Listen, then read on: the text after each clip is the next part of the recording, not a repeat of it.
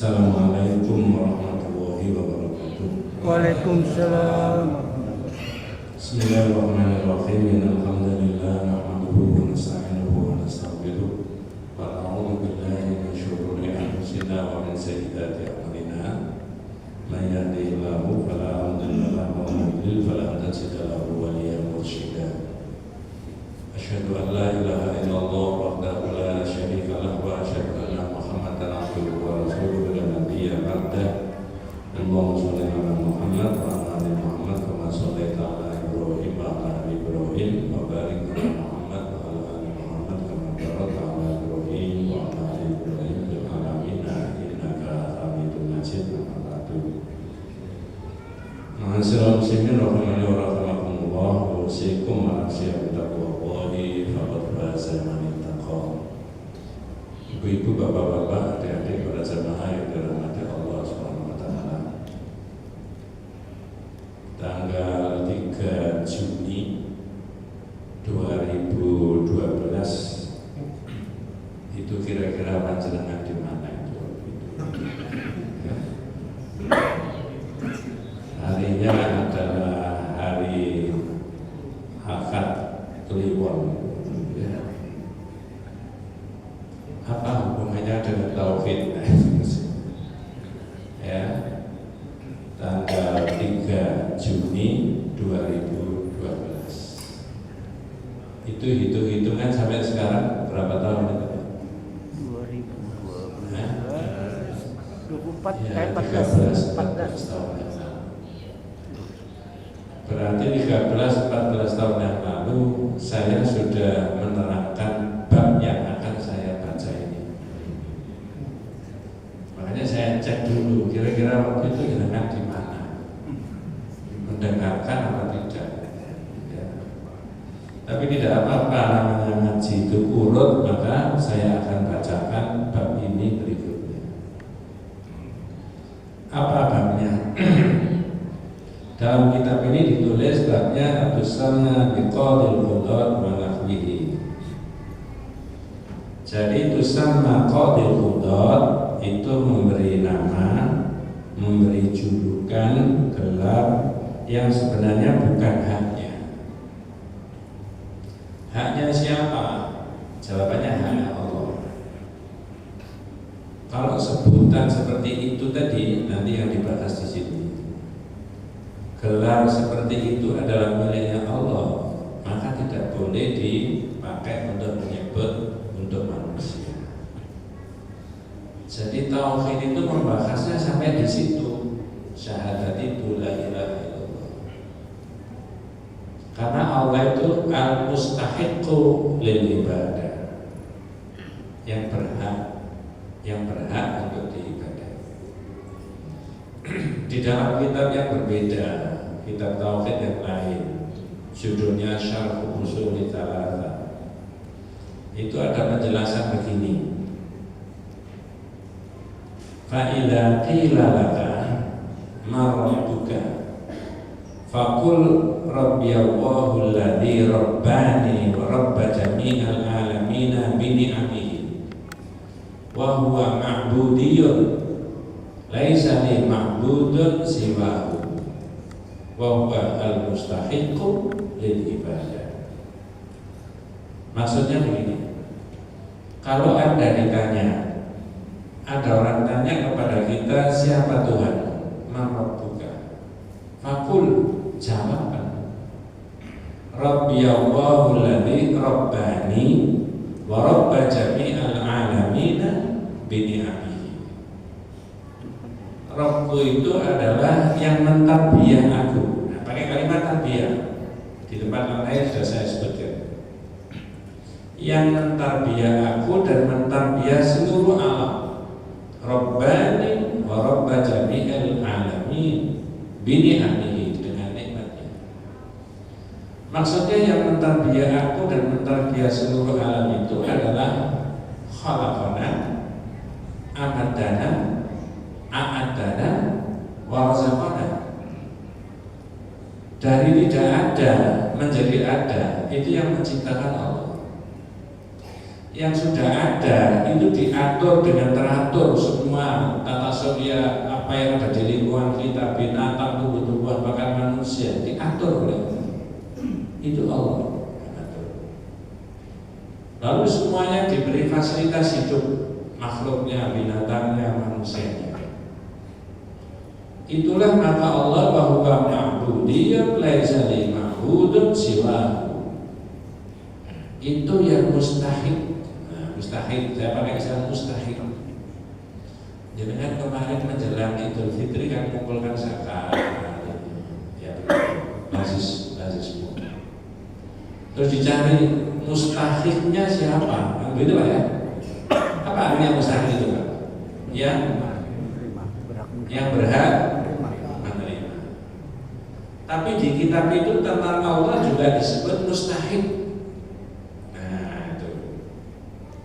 Laisa li ma'budun siwahu wa huwa al-mustahiqqu lil ibadah.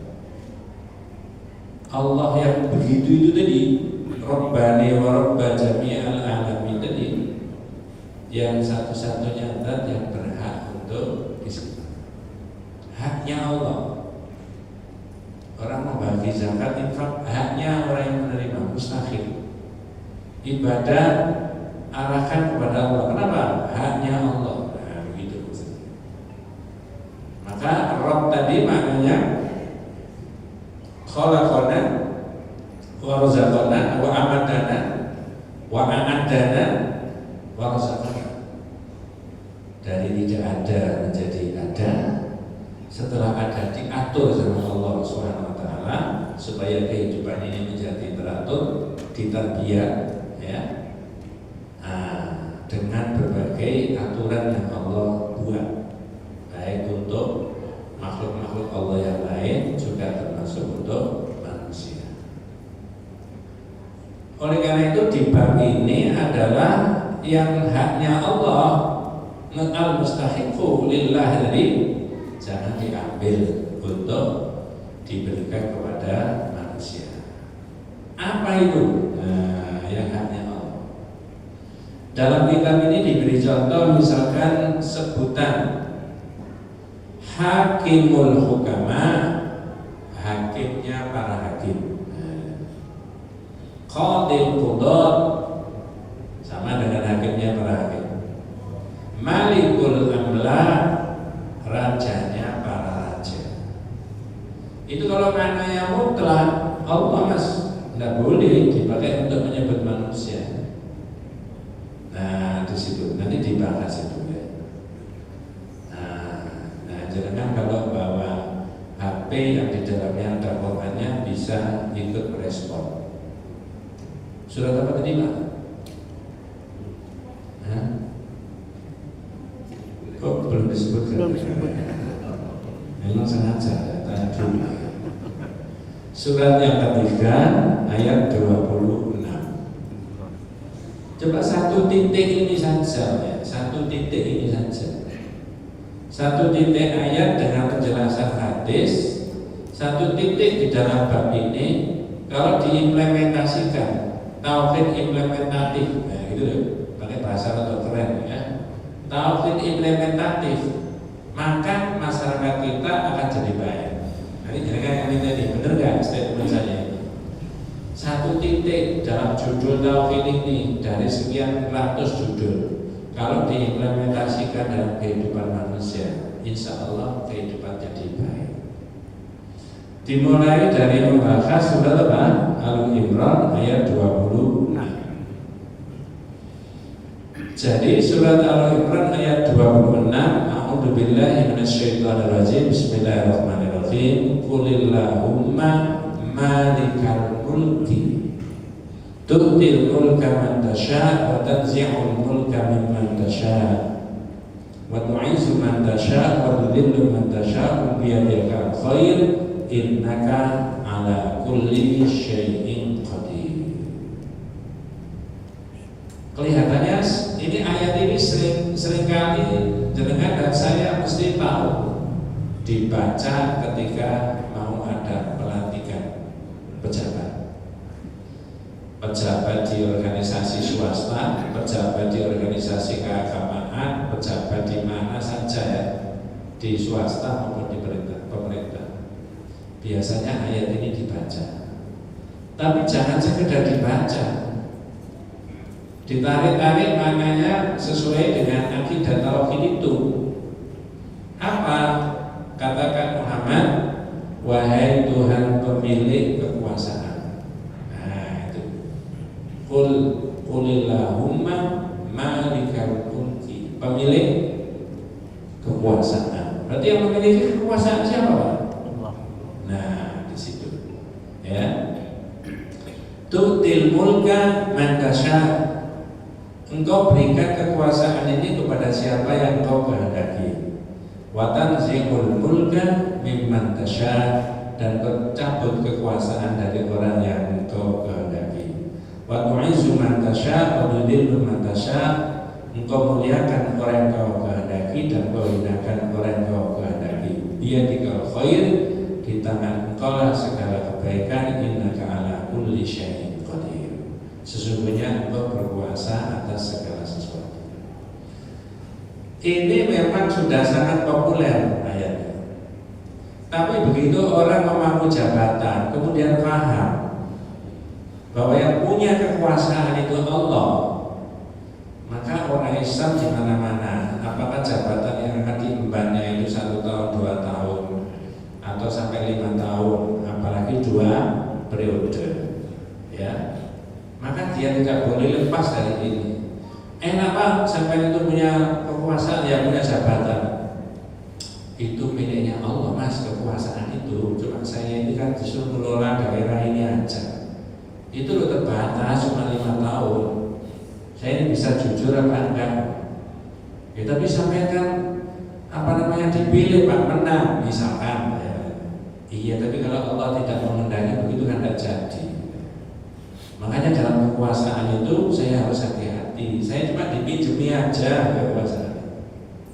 Saya tanya, kalau visi misinya orang Islam yang memegang jabatan berapa tahun pun ia megang jabatan itu seperti itu, ngerti?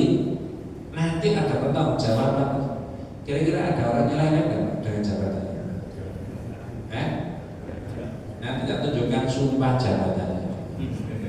Ya, benar Pak. Kebetulan saya ini nyasar, ada sumpah jabatan. Ini benar Pak. Ya. Jadi dimulai dari pengertian itu, semua Allah yang punya. Ya, bukan saya Mas. Nanti diminta pertanggungjawaban. Jenengan pernah mendengar pidatonya Jenderal Polisi Bintang 4 diangkat menjadi kepala kepolisian Pak? Pidatonya itu bernuansa tauhid. Apa belum saya sampaikan? Sudah.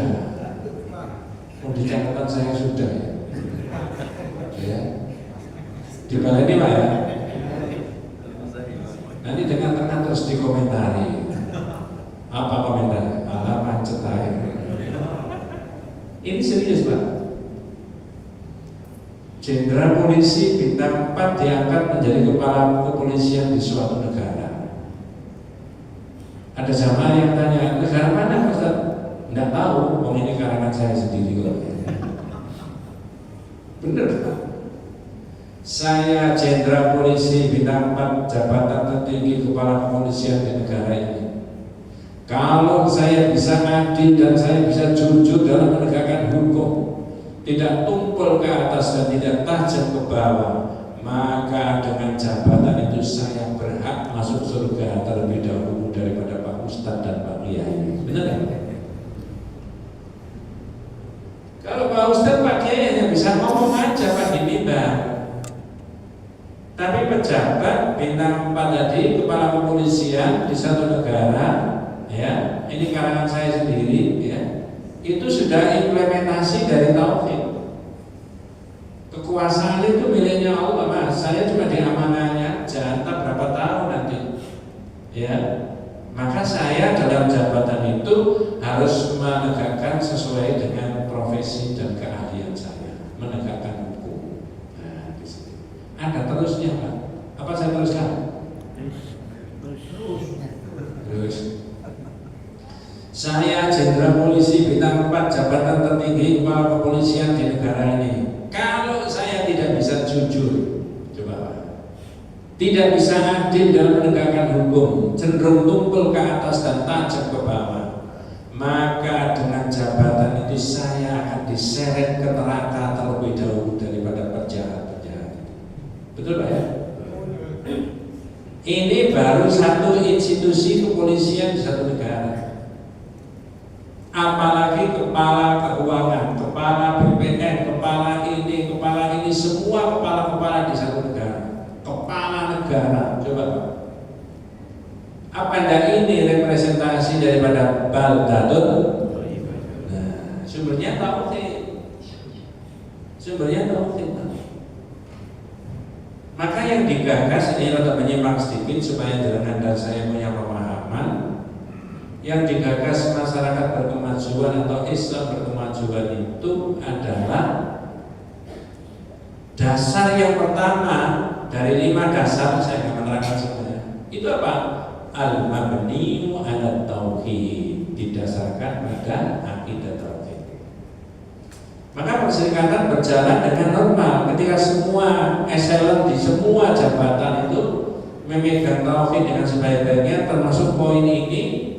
Maka tidak ada penyelewengan, relatif tidak ada konflik di organisasi itu, dan relatif semakin hari semakin apa? Berkembang, semakin maju, semakin banyak orang menaruh simpatik. Benar ini. Itu kalau al-mabni'u 'ala tauhid itu diuraikan dengan sebaik-baiknya. Ada jamaah yang tanya kepada saya, rada sinis, Ustaz, itu Islam kok dipecah-pecah? Padahal Islam berkemajuan itu gimana itu? Tidak ada Islam, ya Islam Ustaz. Saya jawab. Boleh nggak saya jawab di sini? Pertanyaannya di sana ya. Saya bilang di sini. Bu, saya bilang, kata-kata kemajuan itu tidak dibatasi oleh waktu dan zaman. Betul Pak? Kalau Desember dibatasi nggak? Dibatasi. Setelah Desember tanggal sekian sudah ganti Mas, tidak disebut Desember, Januari. Tapi begitu sampai menyebut kemajuan, ini nggak ada batasannya. Zaman Nabi, zaman sahabat, zaman sekarang, zaman yang akan datang, itu idealnya maju terus, tidak boleh mundur, setback. Apalagi stagnan itu tidak boleh, apalagi setback. Ya, berhenti itu tidak boleh, apalagi mundur, harus maju. Itu saya terangkan begitu. Jadi kata kemajuan itu tidak dibatasi oleh waktu dan zaman. Betul Pak ya?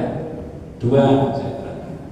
Kata kemajuan itu tidak dibatasi oleh wilayah teritorial.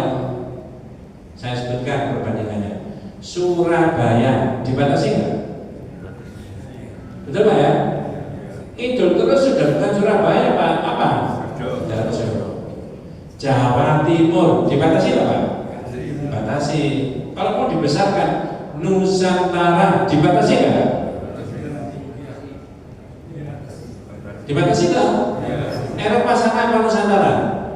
Nah, maka kita memilih kata-kata kemajuan disandingkan dengan Islam. Menjadi Islam apa? Berkemajuan. Jangan dibatasi dengan wilayah tadi. Islam apa tadi? Loh, kok tidak nyambung? Islam. Kalau Jawa Timur wilayah apa? Indonesia wilayah apa? Nusantara wilayah apa? Kalau disandingkan dengan Islam, berarti Islam hanya di situ toh. Islam di sini beda Mas sama Islam di sana. Apa begitu acaranya Nabi itu Pak? Enggak. Wes, terlalu panjang Pak ya. Jadi saya ulangi, itu tauhid itu menjadi landasan untuk masyarakat itu maju. Ini salah satunya. Orang yang mengerti itu tadi berarti orang itu memahami jabatan itu miliknya Allah dan orang itu dibatasi oleh waktu. Dia akan bisa kehilangan jabatan. Al-Marawi menulis makna daripada ayat itu tadi, Pak. Maknanya kata Al-Marawi, antara Rabbuna subhanaka laka sultanul a'la wa tasarrufu tam fi tadbiril umur wa iqamati mizanil nidam al-am fil kainat. Ini memuji Allah dengan ayat ini. Engkau ya Allah yang memiliki semua kerajaan, kekuasaan, pemilik kekuasaan. Maksudnya engkau ya Allah yang berkuasa, dan yang mengatur semua alam, ya, dengan aturan-aturannya Allah, sehingga Allah itu menjadi aturannya Allah itu menjadi sangat tertib sekali. Fa anta tu'til mulka man tasya' min ibadika. Engkau itu memberikan kekuasaan kepada siapa yang kehendaki.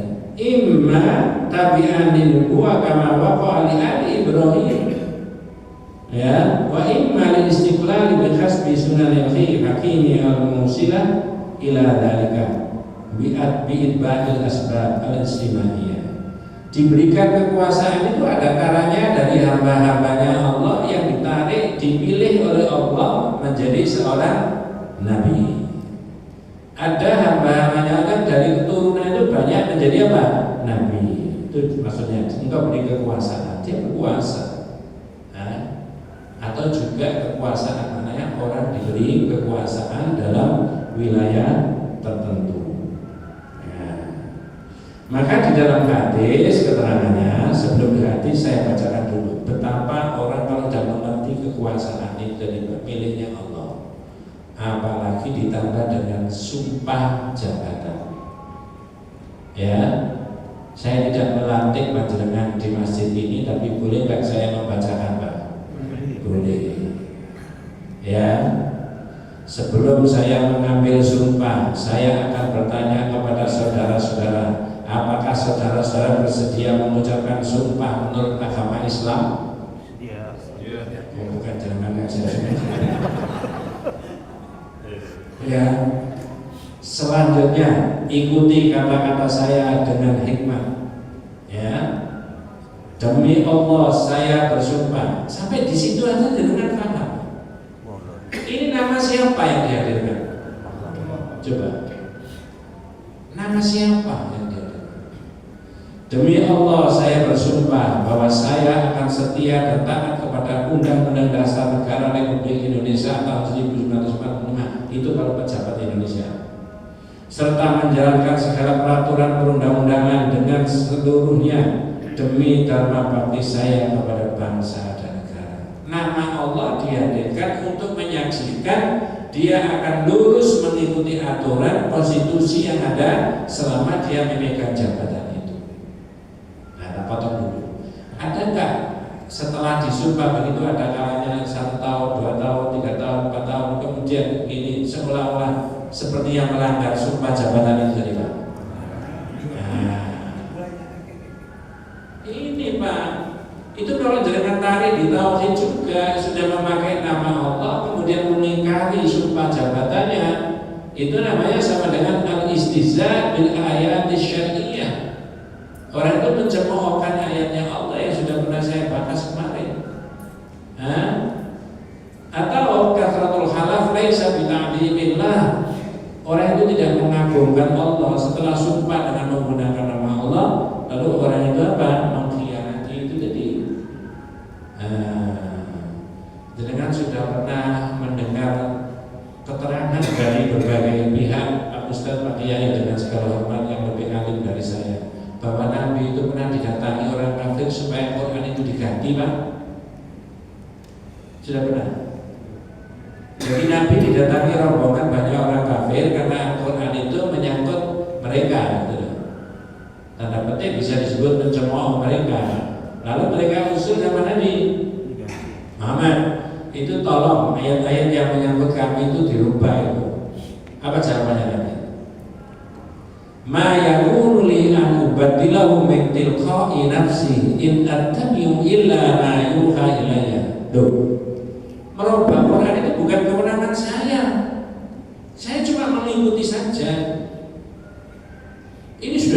semuanya dari Allah. Saya cuma menyampaikan. Walaupun saya tidak menyampaikan orang yang merekayasa merubah aturan, sama dengan itu. Kalau mengacu pada seperti yang diajarkan oleh Nabi dari sikapnya, ketika seorang A, seorang B, ya, punya kewenangan untuk merubah, punya kepentingan, tapi kemudian nabrak aturan, nah isu aturan yang ini, kepentinganku benar untuk kepentingan kolega kita, keluarga kita, tapi aturannya begini, gampang mas, aturannya rubah. Ada begitu nggak Pak kira-kira Pak? Ini mengikuti sunnahnya Nabi apa bukan itu? Nabi pernah disuruh merubah, tidak merubah. Betul Pak. Ternyata tatanan masyarakat itu seyogyanya itu mengadopsi dari nilai-nilai tauhid. Seyogyanya begitu. Kalau mau baik, kalau mau tidak karu-karuan ya monggo. Ya.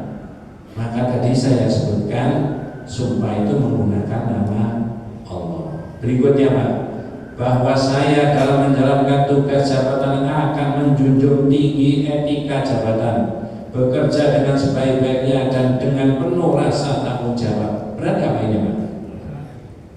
Terusnya dari demi Allah itu, bahwa saya akan menjaga integritas, tidak menyalahgunakan kewenangan serta menghindarkan diri dari perbuatan tercela. Ini kan sama dengan kalau ada orang serius-serius sumpah begitu, tapi kemudian lama-lama akhirnya banyak yang dikhianati, itu jangan bisa apa preketek, kira gitu ya. Bener Pak. Maka Nabi kita Muhammad SAW itu yang dikuatkan dulu akidahnya. Di Firqatun Najiyah wa Taifah Al-Mansurah sudah saya sebutkan. Yang dikuatkan Nabi ada marhalatut tauhid, akidah tauhidnya didahulukan. Kalau itu sudah, baru yang kedua marhalatul ukhuwah, orang itu dipersaudarakan sama Nabi. Harkat dan martabat manusianya itu sama. Kalau itu sudah al-istidah, persiapan. Kalau itu sudah, baru terakhir tahqiqun nasab. Pasti ada kemenangan yang Allah berikan kepada Nabi dan Rasul tadi dalam perjuangan. Kenapa? Meletakkan dasar membangun umat dan masyarakat benar. Diletakkan dasar akidah dulu. Makanya tadi saya sebutkan satu poin ini saja. Kalau diamalkan dengan sebaik-baiknya, maka yang di dalam lingkungan jabatan itu, kalau jangan di RT, RTB, di lingkungan RT itu, kalau jangan baca itu di negara tertentu, maka di dalam wilayah negara itu semua rakyatnya merasa terlindungi. Kenapa? Sudah disumpah berdasarkan nilai-nilai akidah yang benar. Balik bahwa kekuasaan itu adalah miliknya siapa? Kalau orang menggunakan gelar tadi, ya, Malikul Amlak, ya, kemudian Qadil Qudat, Hakimul Hukama, rajanya para raja. Kata Nabi dalam hadis Sahih riwayat Imam Al-Bukhari Muslim.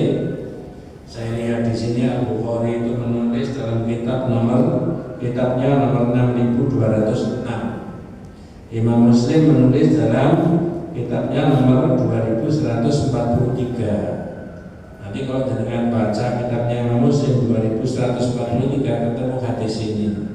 Apa dawuhnya Rasulullah? Hadis dari Abu Hurairah. Inna akhna ismin indallahi rajulun tusamma Malikul Amlak. Sesungguhnya sehina-hina orang, serendah-rendah orang, ya adalah orang atau serendah-rendah nama yang dipakai orang itu adalah orang itu menggunakan nama Malikul Amlak, rajanya para raja, hakimnya para hakim. La malika illallah, tidak ada yang disebut rajanya para raja kecuali siapa? Nah, hadis itu diberi keterangan demikian Pak. Ya, inna manusia bihadzal ism, Orang kalau dipakai gelar sebutan seperti miliknya Allah tadi, faqad ja'ala nafsahu syarikan ma'allahi. Orang itu telah menjadikan dirinya sebagai sekutunya Allah. Bima la yastahiqu illallah, yang tidak berhak dengan gelar dan jabatan sebutan itu kecuali siapa? Allah. Li'annahu la ahadun yastahiqu an yakuna qadil qudha aw hakimul hukama. Tidak seorang pun yang berhak menggunakan gelar seperti itu, jabatan seperti itu kecuali siapa? Allah. Nah, sekarang saya tanya, ini untuk mikir tapi pengen-pengen. Bagaimana kalau ada orang disebut hakimnya para hakim, atau tapi dalam ilmu tertentu, disiplin ilmu tertentu, wah hebat Pak itu, hakimnya para hakim. Iya Mas, iya. Kok tahu kan? Ini sudah terkenal sampai negara ini itu hakimnya para hakim. Tapi dalam bidang ilmu hukum tata kenegaraan, tata negara, boleh Pak? Halo? Itu umum, apa muqayyad? Umum apa tertentu? Tertentu. Saya paling istilah bahasa muqayyad, tertentu apa umum? Orang ketiga. Kalau Allah tertentu apa umum? Nah, dia itu rajanya para raja Pak. Iya. Tidak boleh itu rajanya para raja itu Allah. Malikal mulki itu miliknya Allah. Udah itu di wilayah ini, teritorial ini loh, kekuasaannya itu. Boleh Pak? Halo? Boleh. Ini cara saya sebelum diterangkan ditanya dulu. Boleh apa enggak Pak? Saya tidak mengikuti panjenengan, nanti panjenengan yang saya minta untuk mengikuti kitab ini gitu. Dia itu hakimnya para hakim. Di mana? Tahun sekian sampai tahun sekian. Itu umum apa muqayyad? Muqayyad itu apa? Tertentu. Maka di kitab ini ditulis idza alafna al-qudha fa hasarna bi ta'ifatin muayyanatin. Kalau kita sandarkan yang disebut dengan rajanya para raja, hakimnya para hakim dan sebagainya, kemudian kita nisbatkan pada ta'ifatin muayyanatin, pada wilayah tertentu, atau bi baladin muayyanin, negara tertentu, atau bi zamanin muayyanin, atau pada waktu tertentu. Umpama qadil qudhat fil fiqh, orang itu hakimnya para hakim dalam bidang ilmu fikih tertentu Pak ya. Atau qadil qudhat fil mamlakah al-arabiyyah as-saudiyah, hakimnya para hakim di mana? Di kerajaan Arab Saudi. Atau fi Misra, Mesir. Atau fi Syam, di Syam. Kok tidak Indonesia Ustaz? Di kitabnya nggak ditulis Indonesia. Andai kata ditulis ya saya baca. Tapi boleh saya tambahin tadi. Fi Indonesia, boleh Pak? Bagaimana hukumnya? Hal yajuzu hada, apa boleh dengan sebutan itu? Daerah tertentu, wilayah tertentu, waktu tertentu, ilmu tertentu, Jawabannya anna hada jaiz, boleh. Li'annahu muqayyadun, itu tertentu. Yang mutlak itu adalah miliknya Allah. Masih ada waktu Pak? Masih. Nah sekarang saya tambahin di bab berikutnya, tapi sama maknanya. Ada orang namanya salah, terindikasi nama itu seperti miliknya Allah, oleh Nabi diganti. Berarti nanti tugas panjenengan cari nama-nama yang terindikasi begini sampai ganti Pak. Mengikuti sunnah Nabi. Benar Pak, ini hadisnya ada itu. Apa itu? Ana bisyureh annahu yu'na Abul Hakam. Orang ini namanya Syureh, Abu Syureh. Jangan keliru Sureh.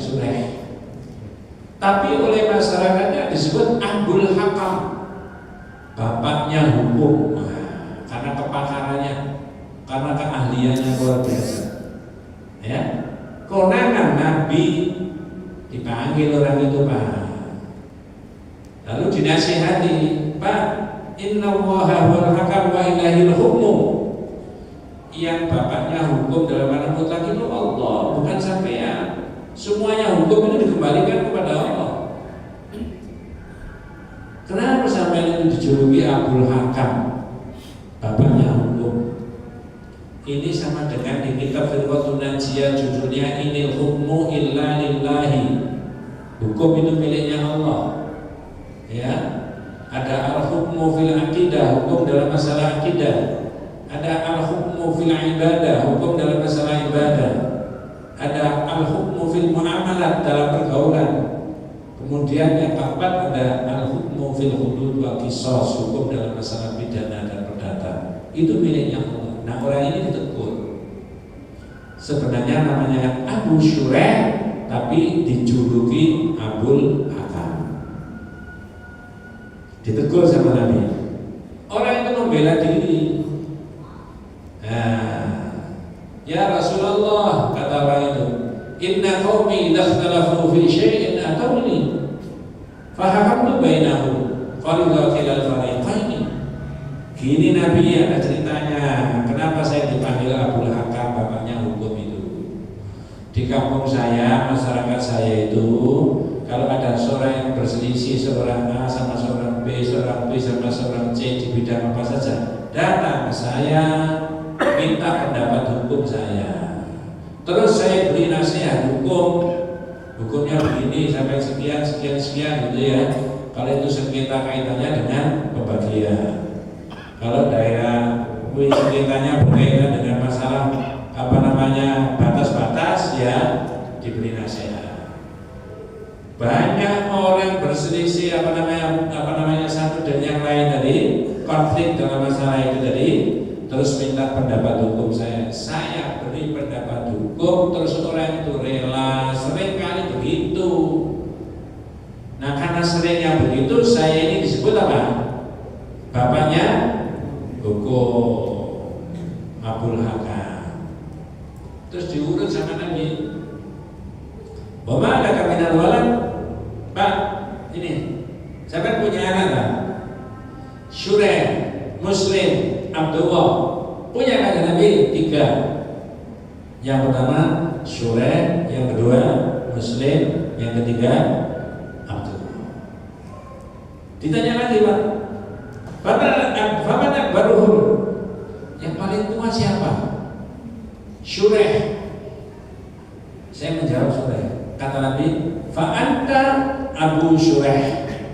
Kalau begitu siapa namanya siapa? Abu Syureh. Ya, bukan Abul Hakam. Tapi di tengah-tengah tadi ada Nabi bilang gini, ya Rasulullah, inna qaumi idza ikhtalafu fi syai'in atawni fa hakamtu bainahum fariḍa kilal fariqaini. Nabi, di masyarakat saya itu sering ada orang berselisih pendapat, minta pendapat hukum kepada saya, lalu saya beri pendapat hukum, lalu orang itu rela, sehingga tidak konflik lagi. Nabi kasih komentar pendek, Pak. Fama aksana hada. Loh, kok bagus begitu, Pak? Nah, bagus begitu itu maknanya, semoga saya tidak salah, ada 2. 1, orang yang tidak berprofesi sebagai hakim boleh memberi pendapat apa? Hukum, tapi tidak mengikat. Ya, tapi kalau sudah selesai terjadi perselisihan mau mengikat, ya, pendapat hukumnya, maka diajukan di mana? Pengadilan. Kalau salah satu di antara keduanya itu tidak puas, bisa apa? Naik banding. Kalau tidak puas lagi, naik banding lagi. Kalau sudah paling tinggi di mana? Mahkamah Agung. Sampai ada yang berketetapan apa? Tetap mingkrah. Tapi kata Rasulullah, maksana kok baik begitu? Baik begitu maknanya seperti yang saya sebutkan tadi. Tidak berprofesi sebagai hakim boleh memberi pendapat hukum, tapi tidak mengikat. Yang mengikat adalah hukum yang resmi yang ditetapkan itu tadi.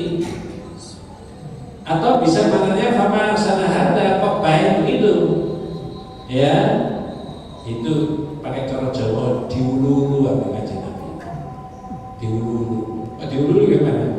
Misalkan ini ada orang noto tempat tidur sudah rapi, ibunya noto dengan bagus ya, spraynya baru, lalu putranya yang kecil ngajak temannya main sepak bola di atas kasur itu tadi. Ayo, sapa dolina lho kene? Aku mah lho pace api tenan gak, Pak? Di situ. Itulah maka orang itu oleh Nabi tadi ditakoni fama laka minal walad. Sampai punya anak enggak? Punya. Siapa? Sureh, Muslim, Abdullah. Ditanya lagi, paman akbaruhum yang paling tua siapa? Sureh. Kalau begitu sampean itu jangan Abul Hakam. Itu sebutan yang konotasinya milik siapa? Allah. Berarti siapa? Abu Sureh saja. Nah ternyata kata abu-abuan ini di Indonesia juga dipakai. Contohnya itu ya. Nanti bab berikutnya membahas yang agak beda lagi. Bab berikutnya itu membahas nama yang kalau orang memberi nama depan Abdul, nama kedua nama depan Abdul, nama kedua mestinya